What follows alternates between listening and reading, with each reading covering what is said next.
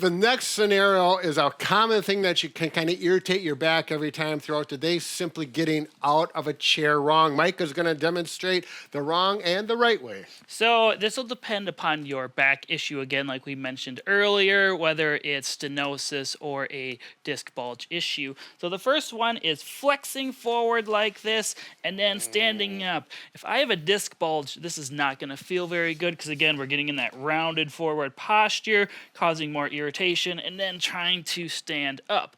So a good solution for that is to scoot your butt to the edge, try to have a nice upright posture, and make sure to use your hands to push up, keeping a straight and level back. Now, if you're someone with stenosis and it actually feels better to bend forward a little bit, that's fine. Figure out which position feels optimal for your back when standing up. And if you're sitting down, try to control it because oftentimes that jarring effect is not going to feel good on your spine.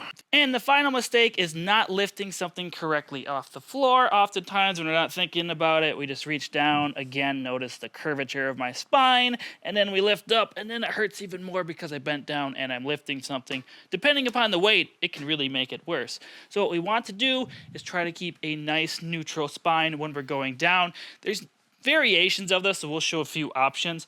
So what I want to do is keep a nice straight back as I'm bending down. If Brad puts that Booyah stick on my back here, you can see it's touching the back of my head, my shoulder blades, and then my low back region. As I'm going down, try to keep this position as well as you can.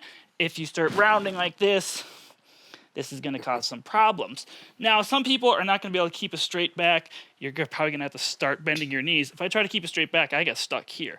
So it's good to use your legs when you're picking something up off the ground. If you do not feel comfortable doing this, Brad, you want to show another option? Sure, you can do what we call the golfer's lift. The only thing, it has to be a light object, which you should be lifting light anyways if you've got a back problem.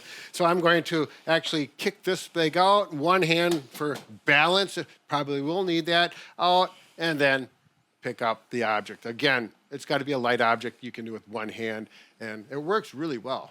And a final option, if your legs and knees are feeling good, you can simply hold on to something if you want, but you can kind of just do a little lunge, go down, and then come back up. That may just be easier for some people. Again, try to maintain a nice spine with this.